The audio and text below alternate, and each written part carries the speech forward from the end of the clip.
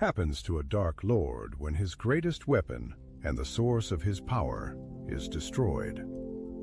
This is the haunting question we'll explore today. Fans of Middle-earth, welcome back. Let's dive into one of the most pivotal moments in Tolkien's legendarium, the defeat of Sauron after the destruction of the One Ring.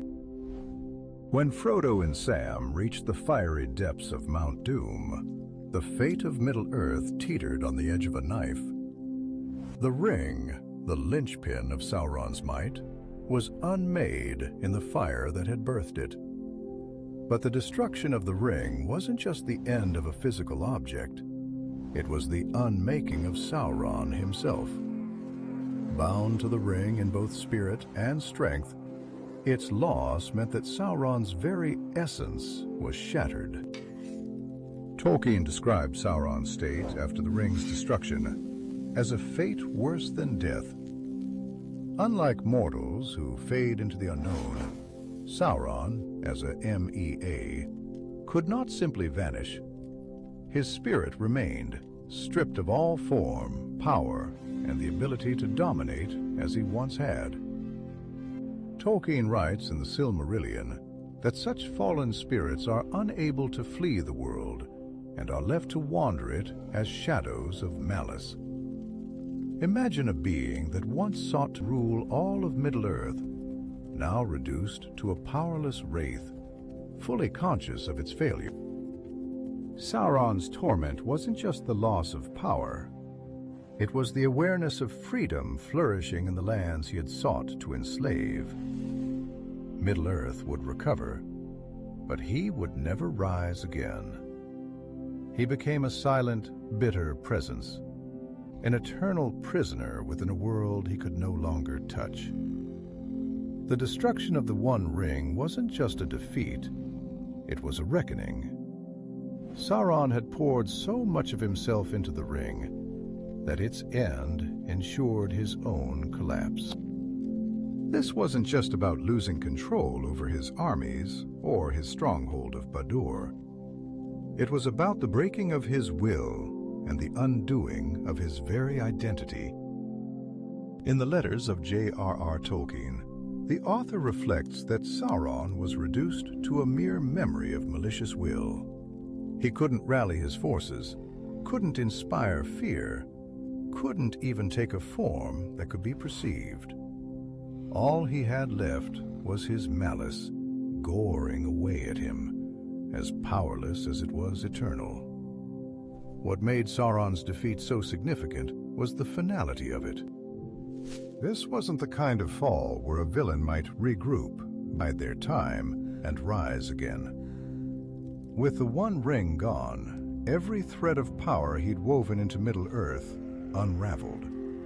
His massive armies, held together by fear and his dominating will, fell into disarray.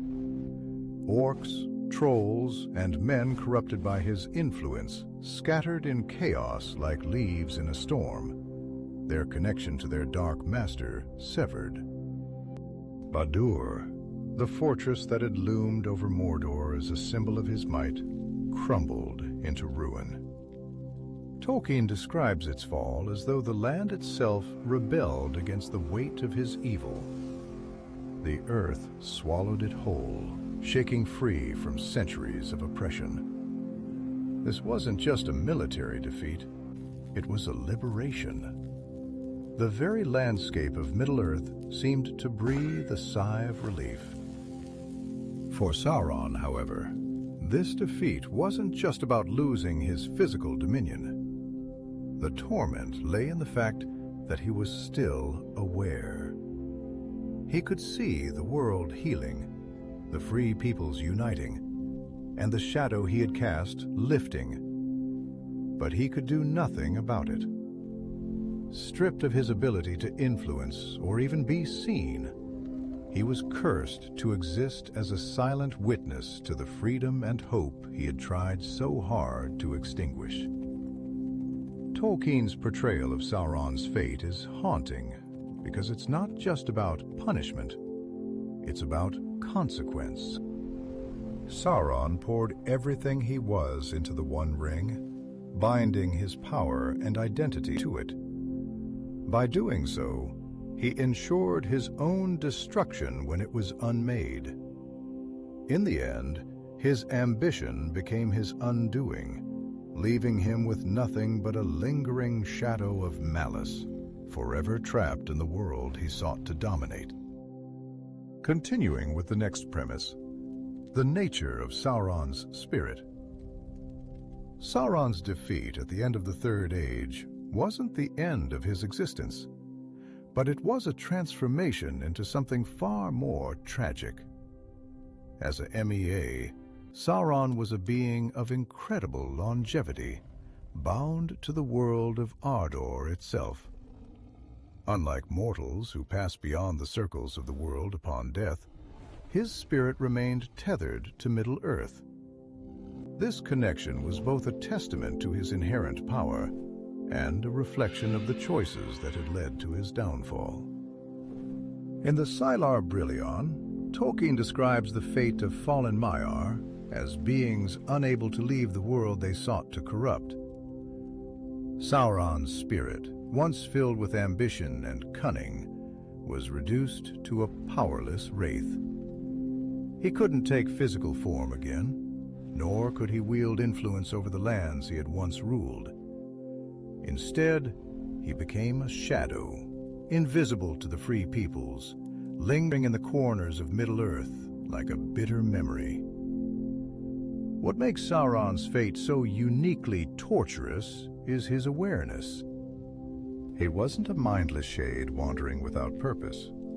He retained the consciousness of who he had been, along with the unbearable knowledge of his failure. Middle-earth's recovery after his defeat must have been agonizing for him to witness. A constant reminder of the freedom he despised and the unity he had worked tirelessly to destroy. This existence as a powerless shadow wasn't just punishment for his deeds. It was a direct result of his nature and choices. In creating the One Ring, Sauron poured so much of his essence into it that when it was destroyed, it took him with it. Tolkien emphasizes this in his letters, noting that the destruction of the ring didn't annihilate Sauron outright, but left him as a mere spirit of malice, unable to assume a form. Tolkien also contrasts Sauron's fate with that of his former master, Morgoth. While Morgoth was cast into the void, separated entirely from the world, Sauron's spirit remained bound to the very land he sought to dominate. This tethering was a cruel irony. Sauron, who had sought total control, now existed in a state of complete impotence, forced to observe the world he could no longer touch or influence. Before he became the Dark Lord of Mordor, Sauron was known by another name, Maion. As one of the Mir, powerful spirits created by Eru Ilúvatar, Maion was a being of incredible skill and intellect. He served under Al, the smith, one of the Vala who was renowned for his craftsmanship and love of creation. Mairon excelled in forging and order, striving for perfection in everything he did. However, it was this very desire for control and perfection that would ultimately lead him down a darker path.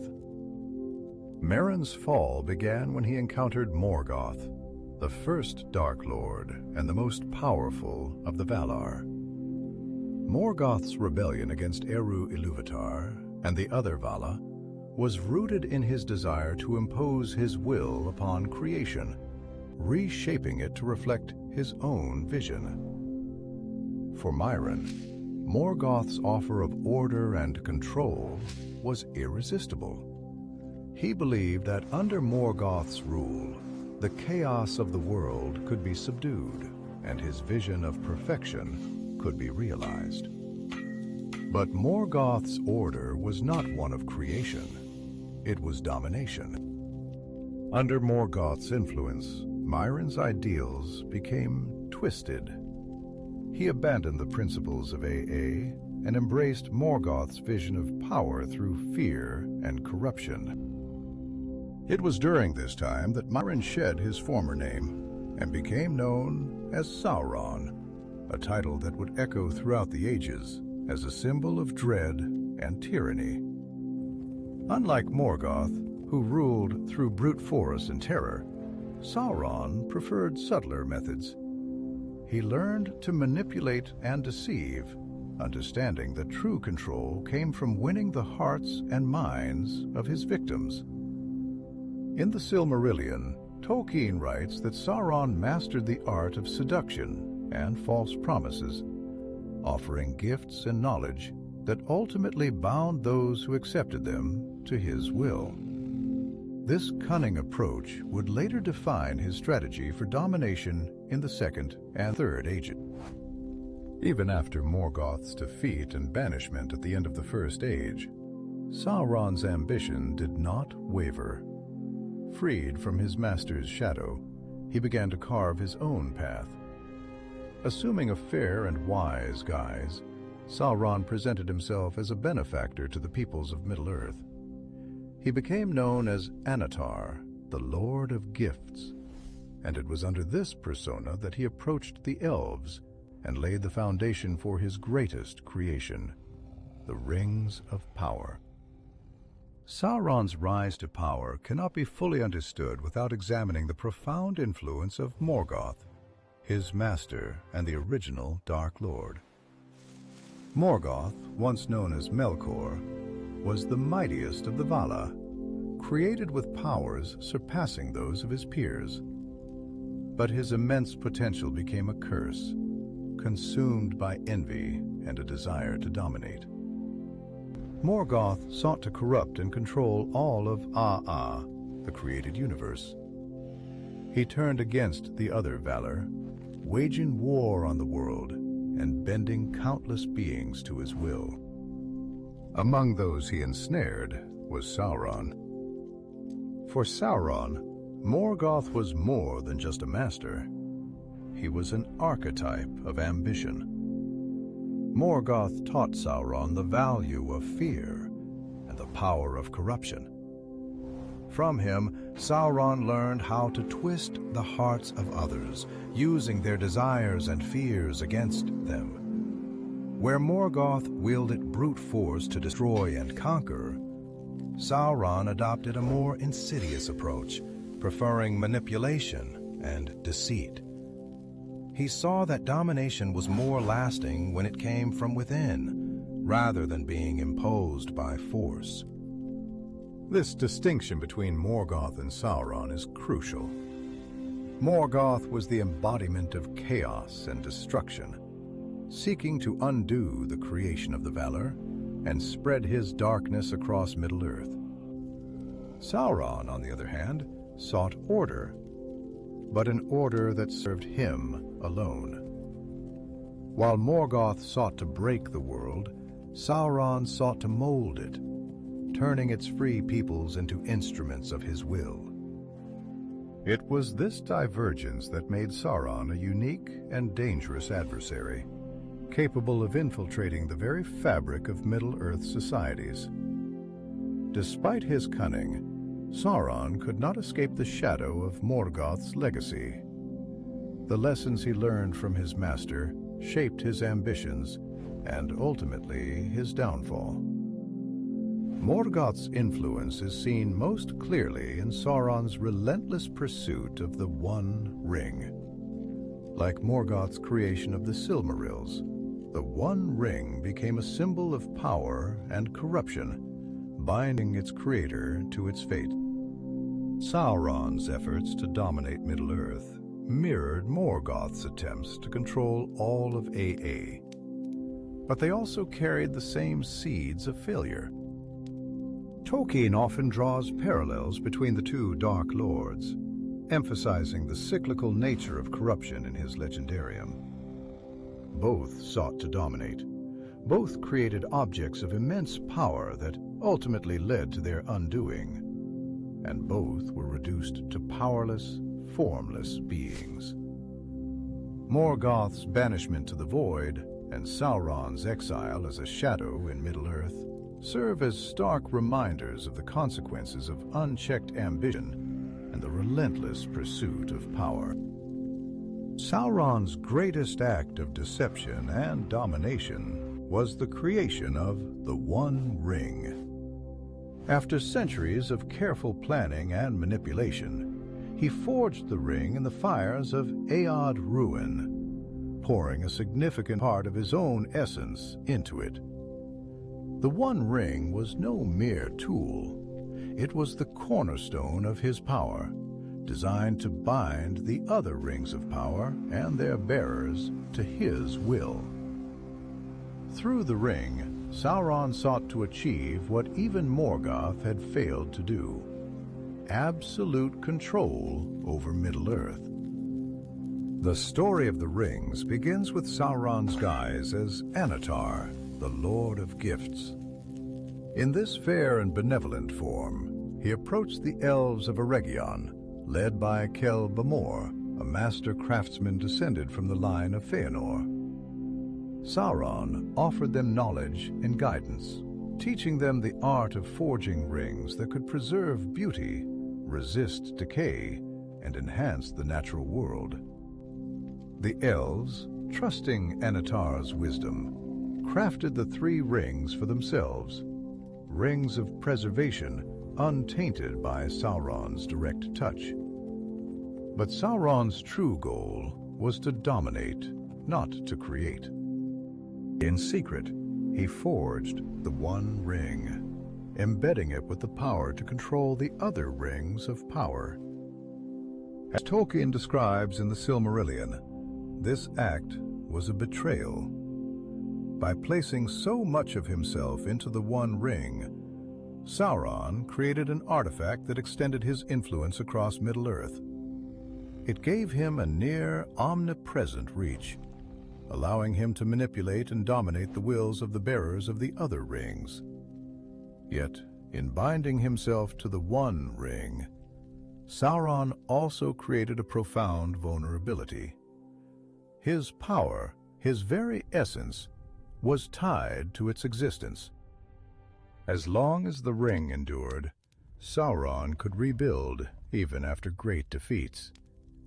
But if the ring were destroyed, it would unravel his strength and reduce him to a mere shadow of his former self. It was calculated risk born of arrogance and the belief that no one would dare or be able to destroy it. This connection between Sauron and the ring defines his role in the legendarium. Unlike Morgoth, whose power was inherent and spread across the world, Sauron's power was concentrated and fragile. The One Ring was both his greatest strength and his fatal flaw. When Isildur cut the ring from Sauron's hand during the War of the Last Alliance, it didn't just weaken him, it initiated his long decline, leaving him as a disembodied presence, desperately searching for his lost treasure. The final moments of the One Ring's existence were as dramatic as they were unexpected. After years of peril and sacrifice, Frodo Baggins, the unlikeliest of heroes, stood on the brink of the Crack of Doom, where the ring had been forged. It was the culmination of a journey that tested the resolve and endurance of the Fellowship, and the fate of all Middle-earth rested on this single act: the destruction of the One Ring. But as Frodo approached the fiery chasm, something shifted. The ring, which had weighed so heavily on him throughout the journey, claimed him at the last moment. "I have come," Frodo declared, refusing to destroy the ring, and instead slipping it onto his finger. It was a chilling testament to the corruptive power of the ring, which even the most resilient could not resist. In that instant, Frodo ceased to be its bearer and became its servant, a temporary vessel for Sauron's will. The turning point came not from Frodo's strength, but from an unexpected intervention. Gollum. Driven by a twisted, obsessive love for the ring, Gollum attacked Frodo, biting off his finger to reclaim his precious. In his triumph, Gollum's clumsiness became the salvation of Middle-earth. As he danced with the ring in hand, he lost his balance and fell into the fiery abyss. The ring was consumed by the flames, and with it, the essence of Sauron was undone. Tolkien captures the gravity of this moment in The Return of the King. The destruction of the One Ring was not just the end of a physical object, but the breaking of a profound spiritual and magical bond. Sauron had poured so much of his power into the ring that its destruction unraveled his very being. At that moment, the great eye faltered and fell, and the shadow of Mordor began to dissipate. The simplicity of the act, the fall of Gollum, contrasted with the immense consequences. Barad-dûr crumbled, its dark walls collapsing as the power sustaining them vanished. The armies of orcs, trolls, and men corrupted by Sauron's influence scattered in confusion and fear. For the first time in centuries, Middle-earth was free from Sauron's grasp. The moment also highlighted an underlying theme in Tolkien's work: the unpredictability of fate. Frodo, the chosen ring-bearer, could not complete his task, but the seemingly insignificant and wretched figure of Gollum inadvertently saved Middle-earth. It was a reminder that even the smallest and most broken individuals can play a pivotal role in the grand tapestry of history. The destruction of the One Ring was not just a spiritual defeat for Sauron. It was a catastrophic unraveling of the vast empire he had built over centuries. His power, poured so deeply into the ring, was the binding force behind his armies and strongholds. When the ring was consumed by the fires of Mount Doom, that force shattered, and the effects rippled across Middle-earth like a breaking wave. Sauron's armies, orcs, trolls, and men corrupted by his influence, were held together by fear and the oppressive will of their master. Without the dark presence of Sauron to compel them, they descended into chaos. At the gates of Mordor, where the forces of Gondor and Rohan had been locked in desperate combat against overwhelming odds, the change was immediate. The once cohesive armies of Mordor broke apart, scattering in disarray. Orcs turned on each other, fleeing into the wilderness as their morale collapsed entirely. Tolkien's description of this moment in The Return of the King captures the magnitude of the shift. Barad-dûr, the dark tower which had stood as the ultimate symbol of Sauron's might, began to crumble. The black stone walls, sustained by his power, buckled and fell, collapsing into ruins. The earth itself seemed to rebel against the fortress, swallowing its remains as if erasing Sauron's presence from the land. The very landscape of Mordor, long scarred by his dominion, began to tremble and crack as though it too was liberated from his tyranny. For the free peoples of Middle-earth, this was not just a military victory, but a moment of profound relief. The shadow that had loomed over the lands for so long was lifting. Yet Tolkien does not portray this as a triumphant celebration. Instead, there is a sense of solemnity and bittersweet reflection. So much had been lost in the struggle: lives, lands, and hope. The destruction of Sauron was a victory, but it came at a great cost, reminding readers that even in victory, there are scars that remain. The collapse of Sauron's forces also symbolized the fragility of evil when it is rooted in domination and fear. Unlike the free peoples of Middle-earth, who fought for each other and for the hope of a better future. Sauron's armies had no loyalty beyond their master's commands. When those commands fell silent, so too did their will to fight. This stark contrast highlighted one of Tolkien's recurring themes: the resilience of free will and unity against the brittle structure of tyranny. While Morgoth was cast into the void beyond the confines of time and space, Sauron's fate was uniquely tied to Middle-earth itself. After the destruction of the One Ring, his spirit was left bound to the very land he had sought to dominate. This eternal exile wasn't just a punishment, it was a cruel irony. Sauron, who had once sought to bend all of Middle-earth to his will, was now powerless within its borders, a mere shadow of malice. In the Silmarillion, Tolkien explains that spirits like Sauron, once fallen, are unable to leave the world they sought to corrupt. Sauron's spirit lingered, not as a physical presence, but as an echo of the darkness he had created. Unlike Morgoth, whose banishment removed him entirely from Ardor, Sauron remained tied to the cycles of time, watching as Middle-earth began to heal and flourish in his absence. It was a torment that only deepened with his awareness. This existence was far from oblivion. Sauron retained his consciousness, a cruel twist that made his exile even more unbearable. He could perceive the freedom and prosperity of Middle-earth, the very things he had fought to suppress. The lands he had twisted with his malice began to recover, and the peoples he had enslaved found unity and strength in his defeat. Yet Sauron could do nothing but watch, his will rendered impotent, his ambitions shattered. Tolkien captures this sense of exile with an almost poetic cruelty in his letters. He describes Sauron's state as a mere spirit of malice, unable to assume a form. For a being whose existence had been defined by control and manipulation, this loss of agency was a fitting punishment.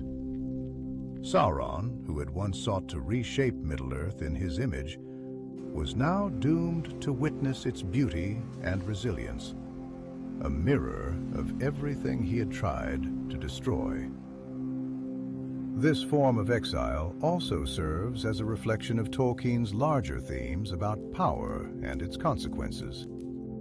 Sauron's inability to transcend Middle-earth was a direct result of his own actions. By binding so much of himself to the One Ring and to the world, he ensured that he could never escape it. His imprisonment was self-made, a poignant reminder that the pursuit of domination often leads to isolation and futility. In Tolkien's Legendarium, the downfall of Sauron is not merely a tale of victory over evil. It is a demonstration of moral and cosmic justice. Middle-earth operates within a framework where actions, especially those rooted in corruption and malice, carry inevitable consequences. Sauron's story exemplifies this, showing how the pursuit of absolute power leads not only to ruin, but to an existence defined by the very things one sought to escape. Sauron's punishment was not arbitrary. It was tied directly to his choices and the nature of his being. By investing his essence into the One Ring, he made himself inseparable from it. The ring became the embodiment of his will, his strength, and his identity. When it was destroyed, his power was not merely diminished, it was undone. This was a justice born of natural laws, where the pursuit of domination inherently carried the seeds of self-destruction. Tolkien's portrayal of Sauron's fate contrasts sharply with the ultimate reward for those who resist corruption. The free peoples of Middle-earth, who fought to preserve their autonomy and unity, are granted the chance to rebuild and thrive. In The Return of the King, the imagery of a world healing after Sauron's defeat is a testament to the resilience of goodness. The Shire is restored, Gondor prospers, and even the once barren lands of Mordor begin to show signs of recovery. This restoration underscores a cosmic balance where evil's downfall allows for renewal. The cyclical nature of corruption is also central to Tolkien's vision. Sauron's fate mirrors that of Morgoth, his master and the first Dark Lord. Both sought to reshape the world according to their will, and both were ultimately consumed by their ambition. Morgoth was cast into the void, an exile beyond time and space, while Sauron was condemned to remain in Middle-earth, powerless and irrelevant. These parallel fates reinforce the idea that the pursuit of unchecked power leads not to fulfillment, but to emptiness. For Tolkien, the moral consequences of Sauron's actions extend beyond his own fate. His downfall serves as a warning to others about the cost of abandoning one's purpose for the sake of domination. Sauron, who was once a Maia of Ali, turned away from his role as a servant of creation and became a destroyer. His punishment reflects not only the loss of his power, but also the loss of his identity and purpose, leaving him as nothing more than a shadow of malice. Continuing with next premise, themes of corruption and redemption. Sauron's story is deeply tied to Tolkien's exploration of corruption and the absence of redemption for those who fall too far. Originally a Maia of immense skill and devotion, Sauron's descent into darkness began with his lust for control and perfection. His corruption was gradual, a series of choices that moved him further from his original purpose as a servant of creation. By the time he became the Dark Lord of Mordor, he was entirely consumed by his ambition, incapable of seeking redemption. Unlike characters such as Frodo or Boromir, who grapple with the temptation of power but ultimately retain their humanity, Sauron fully embraced his darker instincts. He didn't merely wield the One Ring as a tool. He made it an extension of himself.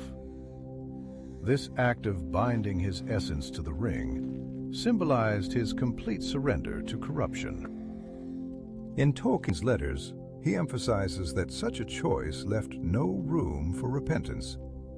Sauron had become a being defined by his malice and ambition, incapable of returning to the light.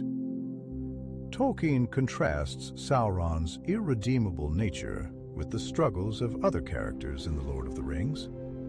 Frodo, who carries the burden of the ring to Mount Doom, is profoundly affected by its influence, but retains his core goodness. Even Gollum, twisted and consumed by his obsession with the ring, has moments of regret and glimpses of his former self. Sauron, by comparison, shows no such conflict.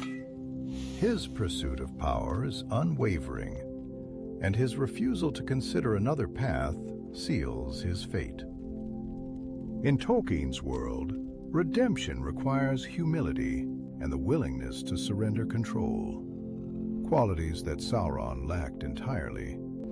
His inability to see beyond his own desires meant that he couldn't conceive of a reality where power wasn't the ultimate goal. This is what ultimately separates him from other fallen characters who find redemption, such as Saruman, who despite his failings still had opportunities to turn back before his death. The absence of redemption in Sauron's story is as much a tragedy as it is a warning. It demonstrates the destructive cycle of corruption, where each choice to embrace darkness makes it harder to return to the light. By the time of his defeat, Sauron's very nature was so intertwined with malice and domination that even his spirit was incapable of seeking anything else. His eternal exile as a powerless shadow reflects this, a fitting end for a being who abandoned creation in favor of control.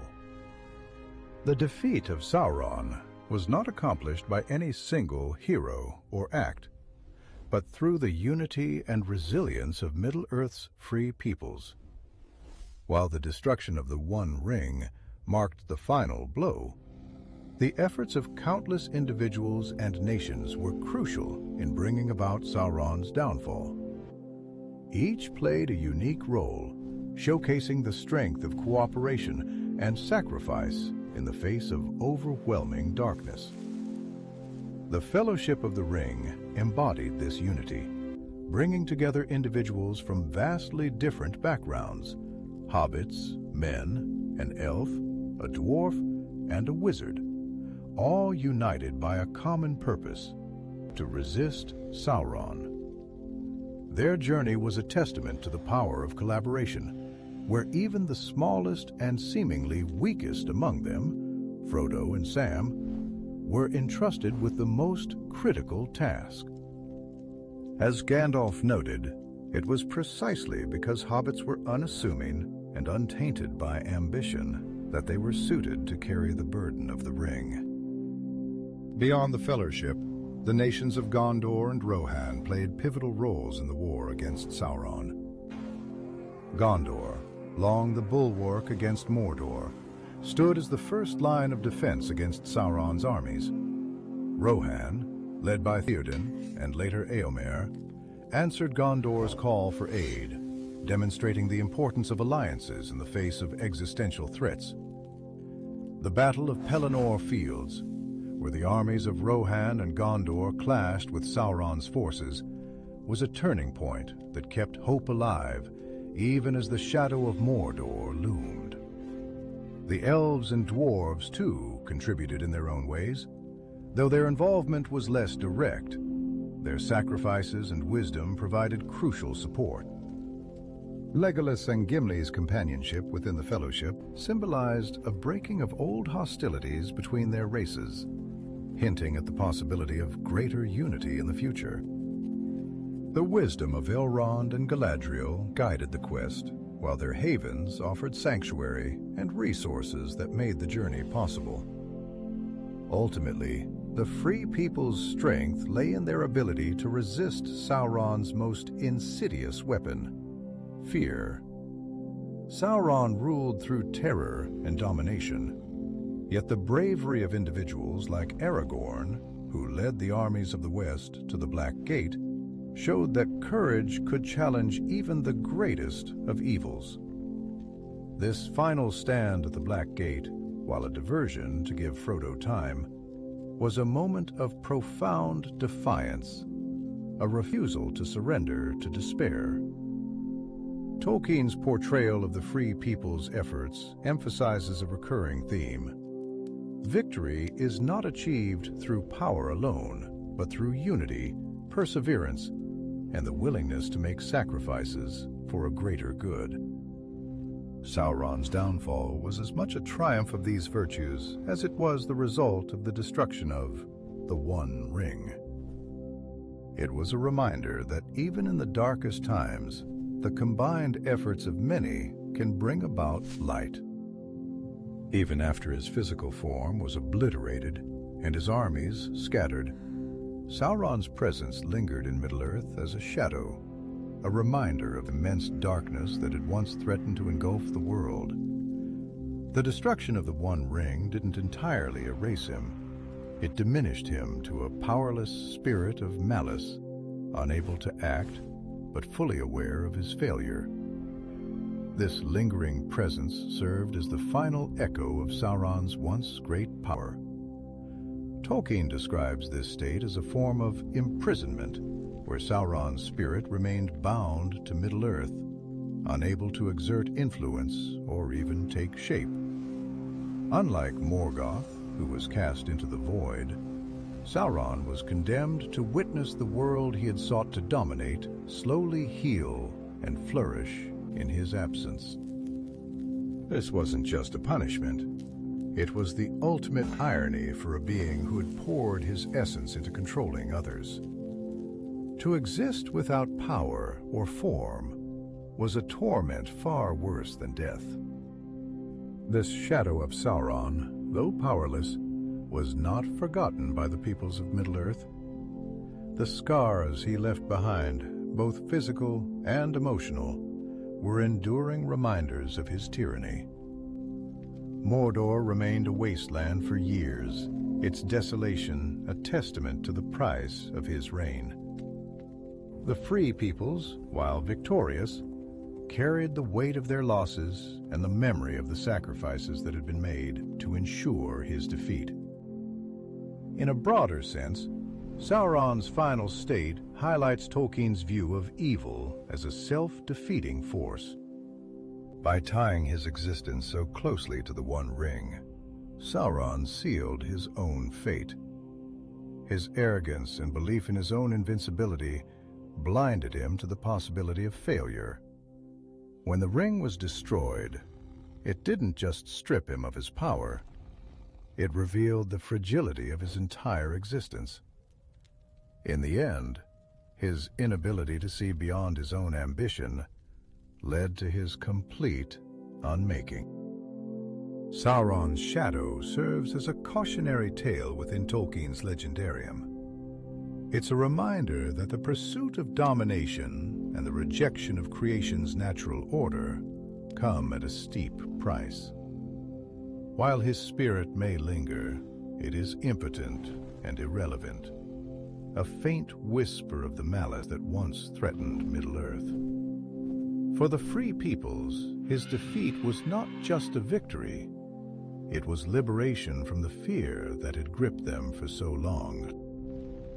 In Tolkien's world, corruption is not merely a moral failing, but a cosmic choice that binds the corrupt to its consequences.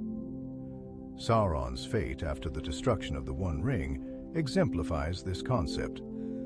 By choosing domination over service, he severed himself from the possibility of redemption and condemned himself to an eternity of impotence and awareness. His ambition to reshape Middle-earth in his image left him trapped within it, powerless and tormented. Sauron's downfall was deeply tied to his decision to invest so much of his essence into the One Ring. It was a gamble born of hubris, the belief that his control over the ring would be unchallenged. But by doing so, he made himself vulnerable to its destruction. Tolkien often described this act as the ultimate folly of evil. Tying one's power to a single object or outcome inherently creates the means for ruin. The ring's destruction didn't just rob Sauron of his strength, it exposed the emptiness at the core of his ambition. Unlike Morgoth, who was cast into the void as punishment, Sauron's consequence was uniquely tied to Middle-earth. His spirit, diminished to the point of vanishing, remained bound to the world he had sought to dominate. This tethering wasn't just a reminder of his failure, it was a reflection of his corrupted nature. As Tolkien describes in the Silmarillion, fallen beings like Sauron are left goring upon themselves, consumed by the malice that once drove them. His existence became a shadow of torment, a reflection of the choices that led to his ruin. The impact of Sauron's corruption extended beyond himself. The lands he ruled over bore the marks of his tyranny long after his fall. Mordor, once fertile and green, was a wasteland of ash and ruin. The peoples of Middle-earth, though victorious, carried scars both physical and emotional from the wars he waged. Yet it is in the recovery and resilience of Middle-earth that Tolkien shows the ultimate consequence of Sauron's corruption. While evil may cause immense harm, it cannot prevail against the enduring power of good. Sauron's story serves as a profound warning against the pursuit of unchecked power. His fall wasn't simply the result of external forces, it was the natural outcome of his own decisions. Tolkien emphasizes this in his letters, explaining that Sauron's punishment was not imposed upon him, but was the inevitable result of his own nature. By choosing to dominate rather than create, Sauron ensured that his legacy would be one of destruction and futility. Sauron's story, like that of his master Morgoth, illustrates a recurring cycle of darkness and ruin in Tolkien's legendarium. Both sought to reshape the world through domination and corruption, but their paths ultimately led them to the same fate: isolation, impotence, and irrelevance. Their stories are not merely tales of defeat, but of self-destruction, where ambition becomes the root of their undoing. Morgoth, the original Dark Lord, was the most powerful of the Valar, yet his thirst for control corrupted his purpose. His rebellion against the other Valar and his attempts to unmake the beauty of Ardor left him as a formless spirit banished to the void beyond time and space. He became a cautionary tale of the ultimate consequences of rejecting creation's balance. Sauron, as Morgoth's lieutenant, watched his master's fall, but failed to heed the warning it provided. Instead of learning from Morgoth's mistakes, Sauron repeated them. After Morgoth's banishment, Sauron sought to fill the void left by his master's absence, but his methods, while more subtle, mirrored Morgoth's in their intent. Sauron sought to dominate Middle-earth through manipulation and control, creating the One Ring as a tool of absolute power. This act of arrogance tied him irrevocably to the ring, echoing Morgoth's reliance on the Silmarils as symbols of his dominion. Tolkien highlights this cyclical nature of corruption in the Silmarillion and the Lord of the Rings. Both Morgoth and Sauron desired to shape the world according to their will, but in doing so, they became victims of their own ambitions. Morgoth's thirst for power led to his exile, while Sauron's binding of his essence to the ring ensured his collapse when it was destroyed. Their stories are reminders that the pursuit of power for its own sake is inherently self-defeating. The parallels between their fates also emphasized Tolkien's view that evil is not a creative force. Morgoth and Sauron sought to build empires, but their creations were destructive, fueled by fear and control. When their power faltered, their dominions collapsed, leaving only ruin behind. Sauron's fall mirrored Morgoth not only in its outcome, but in the emptiness it revealed. Both sought to dominate, but in the end, they were left as shadows of what they once were. This cycle of darkness serves as a stark warning in Tolkien's works. It underscores the futility of ambition rooted in domination and the inevitable consequences of rejecting harmony. While Morgoth's and Sauron's actions caused immense suffering, their defeats allowed Middle-earth to heal and grow. The cycle ends not with their victories, but with their losses. And it is in those losses that the world finds the opportunity for renewal. Sauron's lingering shadow after his defeat serves as more than just a haunting memory. It stands as a powerful warning woven into the fabric of Middle-earth. His fate is a reminder of the consequences of unchecked ambition and the dangers of abandoning creation's natural balance. While he no longer held physical form or influence, his story persisted as a testament to the futility of evil and the resilience of those who resisted it. The free peoples of Middle-earth bore the scars of Sauron's tyranny, but they also carried the lessons learned from his downfall. In the wake of his defeat, the rulers of Gondor and the leaders of the other free peoples worked to rebuild their lands, striving to create a future free from the shadow of domination. Aragorn's coronation as King Elessar marked not just the end of Sauron's reign, but the beginning of a new age of cooperation and renewal, where the mistakes of the past would guide the choices of the future.